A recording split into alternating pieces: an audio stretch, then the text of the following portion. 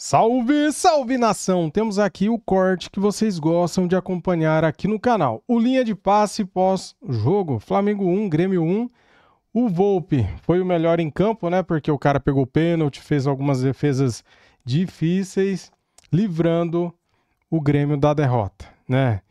E o pênalti, hein? Pra você foi pênalti ou não? Comente aqui, quero saber a sua opinião. Já ouvi comentaristas de arbitragem falando que não é pênalti. Se eles falaram, concordo com eles, porque o Ayrton Lucas estava fazendo um movimento natural, né?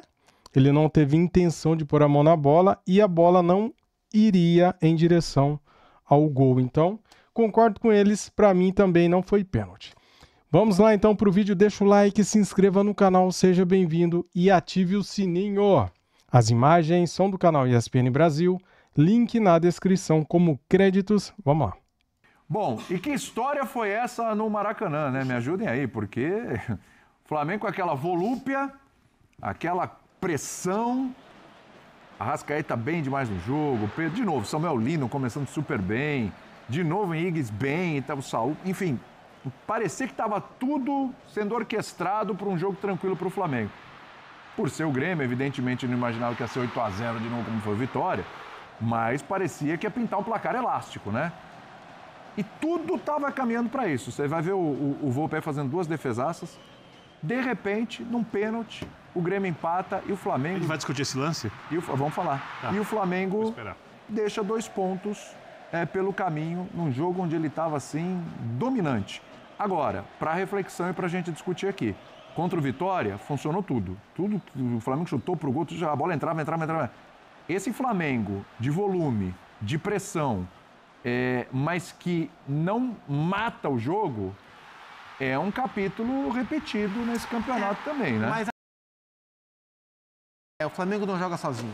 E é uma diferença muito grande do jogo contra o Vitória, é que o Vitória se defendeu muito mal e o Grêmio se defendeu muito bem. Esse é o ponto. O Grêmio tem muito mérito no resultado, embora o Grêmio tenha acertado um chute no gol o jogo inteiro. E quem acertou foi o seu goleiro, foi o Thiago Volpi. Mas, assim...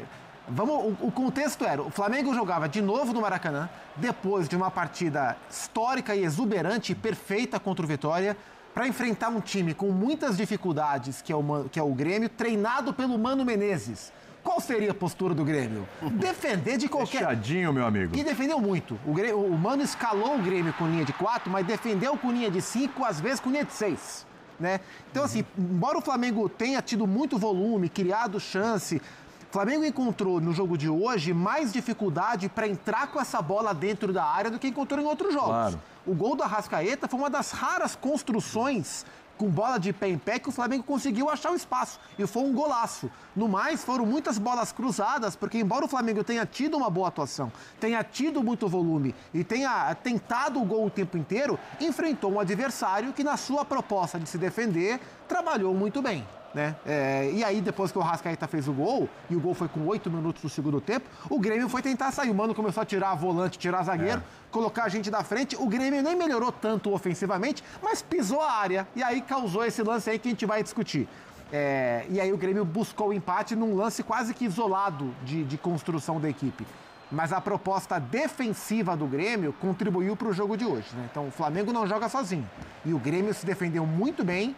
E mereceu o empate pela maneira que se defendeu, no meu entendimento. Só uma curiosidade aqui, e talvez essa questão da forma como se defendeu esteja esclarecida num item aqui. Contra o Vitória, a posse de bola do Flamengo foi de 72%, hoje 67%. Ali. Sim. Finalizações, 20 contra o Vitória, 21 contra o Grêmio.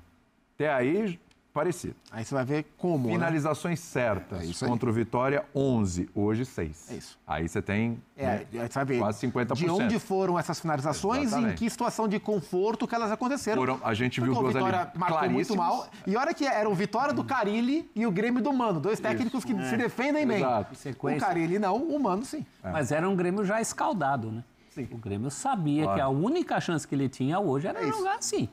Ele não ia para o jogo, como o Vitória até tentou. Eu nem boto muita culpa no Carille ali, não, porque o jogo... Saíram 2 gols em 4 minutos. Não dá para dizer no segundo tempo a mesma coisa. Não dá para dizer que o Vitória que saiu para o jogo. Mas o Grêmio se defendeu muito melhor. Agora, acho também que faltou um pouco mais de efetividade do Flamengo. Os dois grandes lances que acontecem na sequência, que é a defesa do Volpi e aquela bola que é tirada na linha, eles já acontecem aos 41 do primeiro tempo. Então, teve praticamente um primeiro tempo ali que o Flamengo não conseguiu furar o bloqueio do Grêmio. E no segundo tempo só fura o bloqueio do Grêmio porque aquele cara é o Arrascaeta, né? Exato. Quantas vezes na vida ele já fez isso? Já tirou aquela... Na tabela com o Pedro, né? É incrível como ele opta por não encher o pé, né? O Arrascaeta faz classe, muito né? isso, né? Ele percebe que, pera lá, aqui para finalizar, daqui, para eu acertar, para ter alguma chance da bola entrar, não vai ser com força, vai ser... Ele faz muito isso e foi mais um golaço dele. Agora, estranho foi que depois do gol, não abriu a porteira. Pois é. O Grêmio não se perde.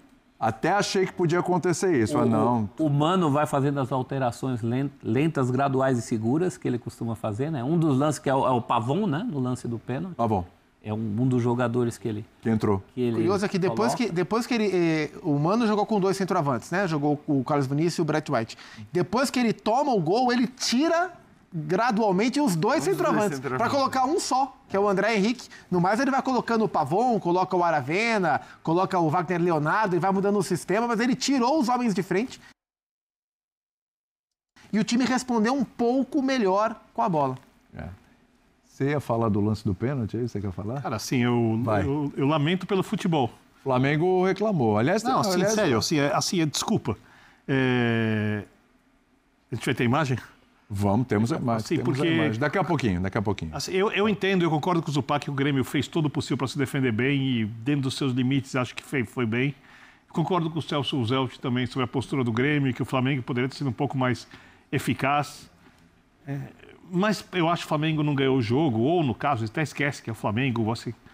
Cara, isso não existe. Não, o Flamengo não ganhou o jogo, não é por causa disso, não. Não existe. O Flamengo não ganhou o jogo porque o Flamengo não fez os gols. O Flamengo criou. Isso aí já podia estar uns 4-0 o jogo. Eu concordo, perfeito, eu concordo com você. Eu acho que colocar o Flamengo hoje perdendo 2 pontos em casa por causa desse lance, eu acho que não dá. Eu quando vejo isso daí, eu tenho a impressão que o futebol acabou. Como que o jogador vai correr com o braço grudado, ainda para a corrida de frente, não está nem indo nem de lado? Como o jogador vai correr? Aí o cara pega... Se eu sou técnico, eu repito. Isso. Eu treino o jogador para chutar a mão na bola. Isso a gente concorda, mas a regra que está valendo hoje é essa. Eu não sei se marcaria isso, por exemplo, na Premier League. Desculpa. Assim, não, na Premier League não marcariam, mas... Então mas é aqui, regra, cara. O problema... Aqui é tudo é pênalti. Aqui é a fábrica de pênalti, a fábrica de cartões, de amarelos, então, esse é o problema. expulsões. Mas se você aí o cara bate por cima, às vezes passa, aí o cara reclama tão amarelo. Você escreve lá que não pode aumentar o espaço. O problema está em escrever. Uma vez que você escreveu, não pode aumentar o espaço. Ele está aumentando o espaço. Por que na Premier League não dá um pênalti? É pênalti. É a mesma regra. Então, mas... Porque lá o futebol é futebol de verdade. Aí tem orientações diferentes. Aqui a orientação é completamente equivocada, inclusive em relação ao uso do VAR. O que o Ayrton Lucas pode fazer, tem que correr com o braço para trás, obriga o atacante a correr também. Eu acho lamentável também. Agora, infelizmente, a gente vê o tempo todo. Tanto que essa frase que você está trazendo aqui hoje, você traz toda semana. Você fala, acabou o futebol, acabou. Toda semana o menino vem aqui e fala, acabou o futebol. Ainda bem que não acabou, né? Senão não tinha outra semana. Assim, nesse caso, cara, o cara está correndo. É um movimento. Eu não consigo nem classificar como um movimento antinatural. Vocês vão falar, ele abriu... perceba que ele está correndo. Aquela brida de braço que acontece é uma consequência do toque da bola no braço. Agora, infelizmente, isso... Eu não vou dizer que é o padrão, porque não tem padrão aqui. Aliás, achei que o Felipe Luiz foi bem até na reclamação, que ele... Cara, ele é uma reclamação no estilo Felipe Luiz, né? É uma reclamação dizendo... Defina um padrão, pelo menos critério. Falta critério. Uma coisa, uma vez é, uma vez não é. A gente elogia quando pênaltis como este não são marcados. Eu, pelo menos... Mas vários assim foram marcados. Mas vários foram marcados. Talvez a maioria seja marcada. A maioria é marcada. Por isso que a gente fica nessa... Eu vou passar o inteiro definindo o problema, veja bem, o problema é a orientação. O problema é esse. É que sabe o que me incomoda? Aí vem um outro problema, que é a falta de padrão. Sabe o que me incomoda? Porque o cara marca esse pênalti, o outro não marca. Eu acho que realmente mais marca. Um pênalti desse aí marcado pode decidir o campeonato lá na frente, porque esses 2 pontos podem fazer falta. Do que não marcam. Aí tem um movimento... A gente adora marcar tudo. A gente marca... Exatamente. A gente marca pênalti para toda hora. Bola na mão que não é pra ser marcada. A gente marca pênalti em empurrão que o cara, tipo, encosta, o outro sai desabando. Então a gente gosta de marcar. Eu sempre digo que eu tenho a impressão que os árbitros de VAR, eles ganham comissão por lance marcado. Então, quanto mais ele interferir, ele vai ganhar uma comissão ali. O cachê aumenta, então, porque não é possível. Esse árbitro... Ah, não, era o outro. Era o do Corinthians e Palmeiras, tinha um número altíssimo de pênaltis marcados. O que me incomoda é o seguinte, eu acho que sorte e azar, como a gente está falando de um jogo, são parte do jogo. A bola desvia e entra no gol em alguém, do seu time ou do outro time. De repente o cara chuta a bola quase perfeitamente para fazer o gol. Ela bate na trave, corre na linha e não bate na trave e sai. Quer dizer, houve uma imprecisão, mas também tem sorte e tem azar ali. O que foi criado no futebol brasileiro é uma sorte e azar que não pertence ao jogo, porque isso não é um lance de perigo. Isso é um lance morto. Tá? O lance semi-morto, não sei acontecer.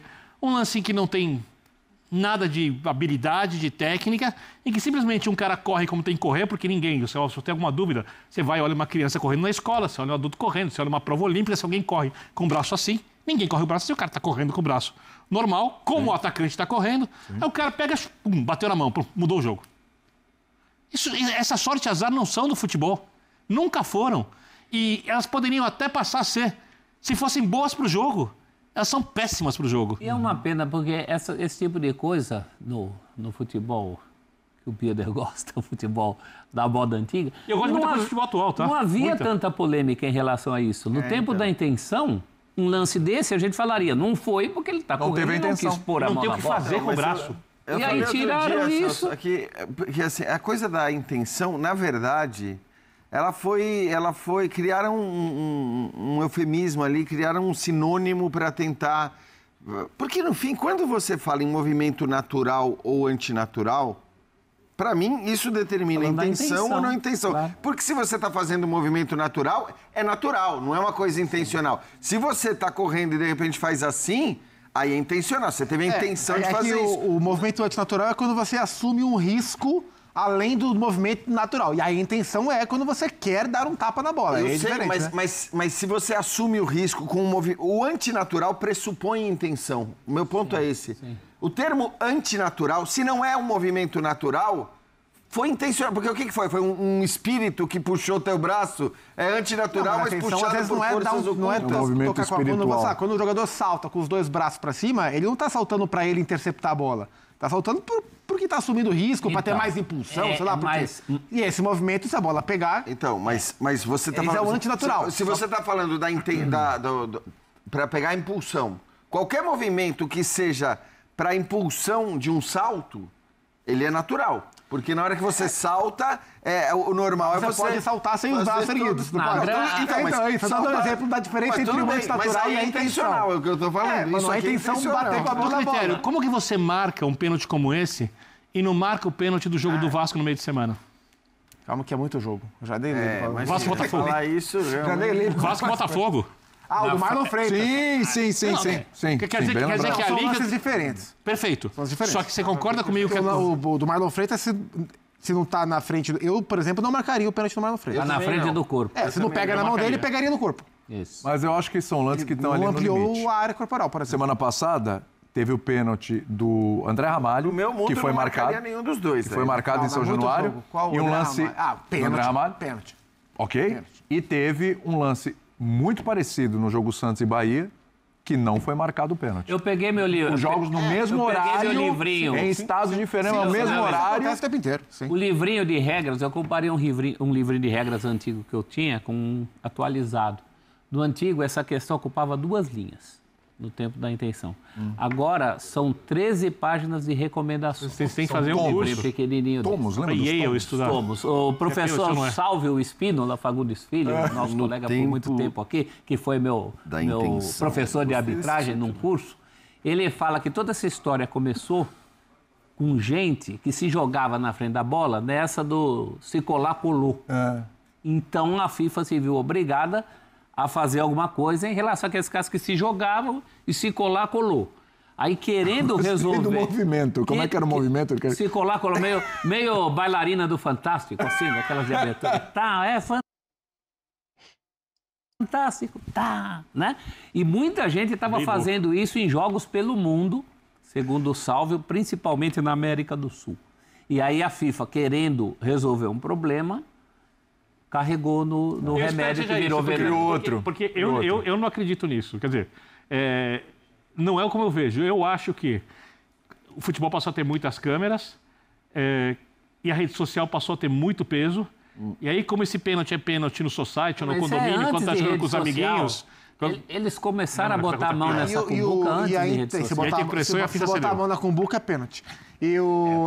É que também tem a questão que a intenção ela é mais subjetiva, né? Então, quando você tenta... Acho que toda regra que você tenta tirar o subjetivo e colocar elementos um pouco mais concretos, acho que isso facilita a interpretação da regra. Embora essa regra seja muito dúbia, até porque ela vai mudando o tempo inteiro também, né? Jogar a bola na rua não tinha discussão nenhuma sobre isso. Mão na bola, bola na mão, acabou. O Boto foi lá reclamar da arbitragem, vamos ver. Estou preocupado com a arbitragem. Estou muito preocupado. Não é o penalti, que até parece que é penalti, matematicamente é impossível uma equipa que tem 67% de posse de bola, que faz 26 finalizações contra 6, tem 13 escanteios contra 0. E o árbitro consegue marcar mais faltas para o Flamengo do que para o Grêmio. E isto é um padrão que já se tem verificado em algumas partidas. E isto é impossível. É impossível que os nossos jogadores, cada vez que tocam nos jogadores do adversário, é falta. E os adversários tocam, e de que maneira, em nós, e os árbitros não veem faltas. E é isso que me preocupa e é isso que eu peço alguma atenção, que o campeonato seja decidido mesmo dentro do campo. Está bem? Concordo com o Boto, cara. Critério zero desse árbitro, né? Muito fraco esse árbitro. Encostava no jogador do Grêmio, ele dava falta, cara. Daí o jogador do Grêmio deu uma falta violentíssima no jogador do Flamengo, nem falta ele deu. Era pra cartão até. Eu acho que foi no Varela. Ué, cadê? Vamos. Voltando. É o seguinte, é assim. A gente está falando aqui, óbvio que tem o direito de reclamar, mas esse pênalti aí ele é marcado. Mas ele não está reclamando. Mas eu vou chegar lá. Acho que tudo bem, tem o direito de reclamar, mas é um pênalti que é marcado e tal, etc. Aí vem a reclamação também com relação às... ele só reclamou da falta. Ele não reclamou do pênalti. Jogou picado. Né? O Felipe Luiz que reclamou do pênalti. Então tem uma reclamação de Boto e de Felipe Luiz. Geralmente os dois estão sempre na mesma página, né? Se dão muito bem. Aí você reclama das faltinhas. Porque isso já foi uma reclamação no intervalo do jogo. Você pegar, teve jogadores do Flamengo dando entrevista na saída no intervalo. O Lino. Já reclamando, tá picotando o jogo, tá picotando o jogo.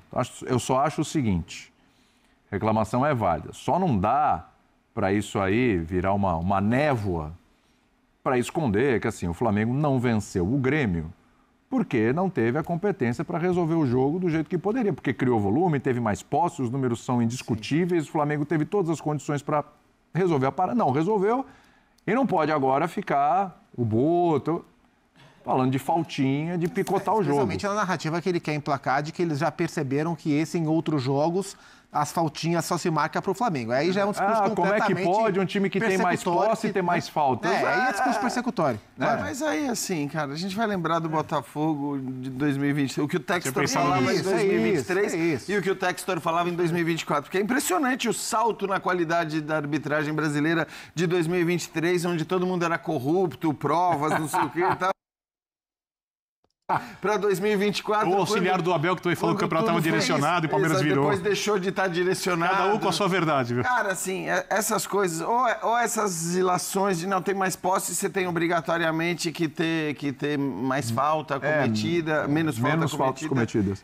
Assim, não existem essas regras. O normal, claro, evidentemente, se o outro time tem mais posse. E taticamente isso não é necessariamente verdade. Então, porque aí... Você pode ter bola tocando de lado, perde a bola, faz a faltinha na frente para travar. A questão é se foi falta ou não. Não é uma realidade isso. O problema é que a gente sempre usa os argumentos que nos servem em determinados momentos e aí depois vai deixar de usar na hora que não serve mais e aí fica esse diz que me diz e ninguém chega e fala, vamos, acho que a gente tinha que conversar, tinha que sentar.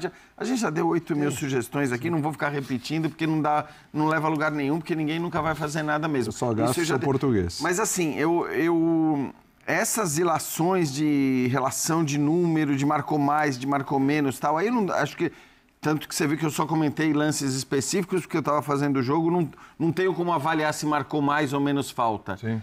Mas às vezes essa coisa que é estatística de você tem mais isso, você tem mais aquilo, quer dizer que você é mais prejudicado ou é mais beneficiado. O GEC faz um trabalho maravilhoso em geral de comparações, de estatísticas, tal. Para mim o GE presta um desserviço ao futebol brasileiro quando ele em geral consolida aquela lista de mais pênaltis a favor de um time ou contra um time no Campeonato Brasileiro. O Palmeiras, por exemplo, né, Gian Odd?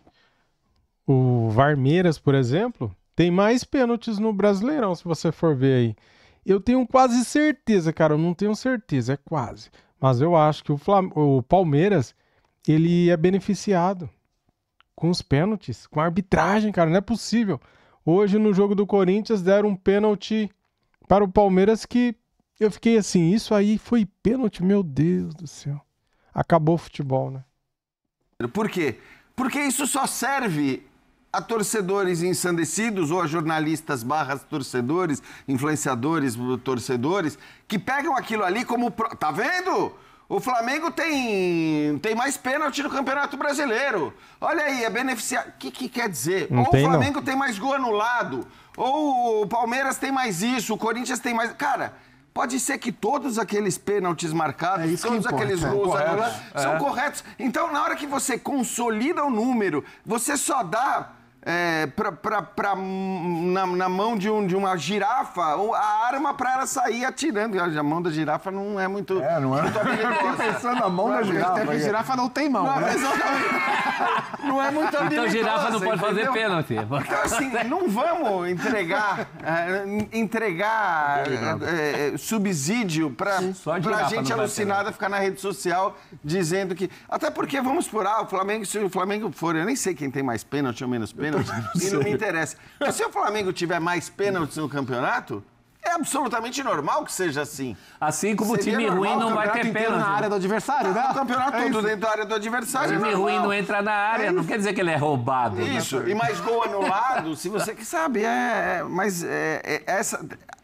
a estatística ela pode servir para você fazer uma série de afirmações que não tem nada a ver com a realidade, embora o número que você traz para fazer a ilação e para criar a sua tese, aqueles números sejam reais. E como hoje em dia você tem as estatísticas muito rápido, né? Isso permite que o Boto, por exemplo, use estatísticas que talvez se o Flamengo tivesse vencido, ele nem fosse usar. A grande realidade é essa. O Grêmio foi defensivamente muito mais competente do que o Flamengo foi do ponto de vista ofensivo. O resto é cascata. Vamos ouvir o Felipe Luiz e o Volpe, hein? O herói do jogo. Jogo onde fomos muito superiores. Tivemos muitas chances de fazer gol. Um volume muito grande de jogo. Verdade que jogo muito parado, né? Muito parado muitas vezes. É o jogo tipo do jogo que eu não gosto. Mas criamos inúmeras chances e o mais que o suficiente para fazer o primeiro e também para fazer o segundo. E um lance difícil, duvidoso, acabaram empatando, né? O futebol brasileiro é muito complicado, muito difícil, o Campeonato Brasileiro é muito difícil. Mas foi um jogo onde realmente merecíamos vencer, merecíamos um resultado melhor. Infelizmente não veio e levantar a cabeça, pensar na próxima. Eu acho que por todo o cenário, né? Por algumas defesas importantes, pelo gol, eu acho que dá para considerar como um dos jogos, talvez, eu não sei se importantes, mas emblemáticos, né? Que tem um significado especial. Então, como eu mencionei, todo esse cenário de poder jogar aqui no Maracanã, com o estádio cheio, no maior palco do futebol, para mim, pelo menos, poder fazer um gol e ter uma atuação de destaque, me enche de felicidade. O cara do jogo, Vitor Bina. Não, jogou muito. E uma cobrança de pênalti arriscada, né? Porque se ele perde o pênalti com aquele passinho, sem tomar distância... Ele bate bem, né? Ele escondeu a cobrança do Rossi. O Rossi lá no México. O Rossi é o goleiro que acerta o canto, que espera, às vezes, bater. Ele escondeu do Rossi. Mas foi corajoso. Ele, na prática, foi o... Muito bem, espero que vocês deixe um like aí para ajudar o nosso canal, o nosso corte. O resultado não foi bom, né? Um empate com gosto de derrota, né, cara? Um resultado amargo, azedo. Porque o Flamengo poderia ter feito melhor? Poderia. Poderia ter colocado 2 bolas no gol? Poderia. O goleiro Volpi estava inspirado, né, cara?